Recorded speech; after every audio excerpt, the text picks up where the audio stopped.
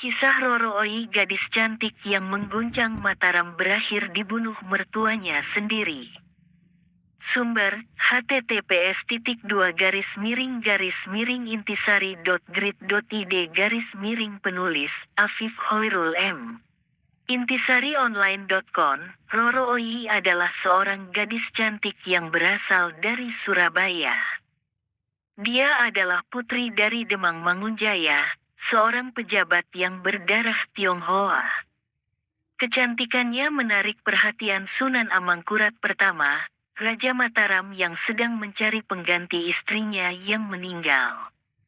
Roro Oi dibawa ke istana Mataram untuk dijadikan permaisuri, tetapi nasibnya tidak seindah wajahnya.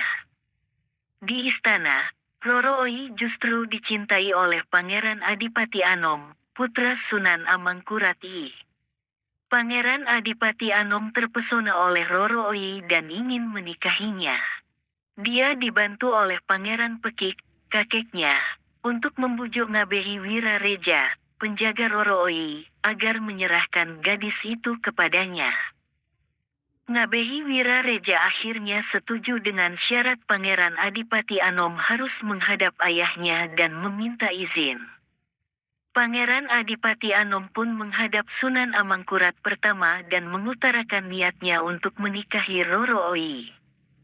Sunan Amangkurat pertama marah besar mendengar permintaan itu. Dia merasa dikhianati oleh putranya sendiri yang merebut calon istrinya. Dia pun menghukum Pangeran Adipati Anom dengan cara yang kejam.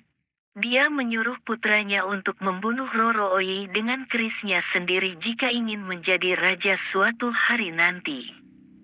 Pangeran Adipati Anom terpaksa menuruti perintah ayahnya. Dia membawa Roro Oi ke tempat sepi dan menusuknya dengan keris di dadanya.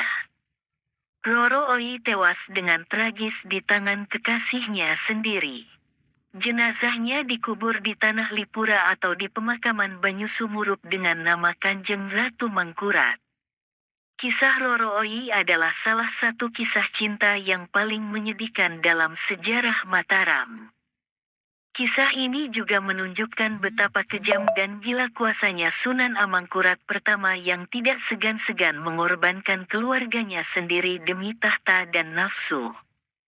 Kematian Roro Oi tidak hanya menyisakan duka bagi Pangeran Adipati Anom, tetapi juga menimbulkan kekacauan di Mataram. Sunan Amangkurat pertama menghadapi berbagai pemberontakan dari rakyat dan bangsawan yang tidak puas dengan kebijakan dan kelakuannya. Salah satu pemberontak yang paling berbahaya adalah Raden Mas Alit, adik Pangeran Adipati Anom, yang berganti nama menjadi Trunojoyo. Trunojoyo bersekutu dengan Sultan Ageng Tirtayasa dari Banten dan Sultan Hasanuddin dari Gowa untuk melawan Mataram dan VOC. Dia berhasil merebut Surabaya dan Madura, serta mengancam ibu kota Mataram. Sunan Amangkurat pertama terpaksa melarikan diri ke Tegal bersama keluarganya. Dia meninggal di sana pada tahun 1677 dan digantikan oleh putranya yang bernama Amangkurat II. Amangkurat II berusaha memulihkan kekuasaan Mataram dengan bantuan VOC.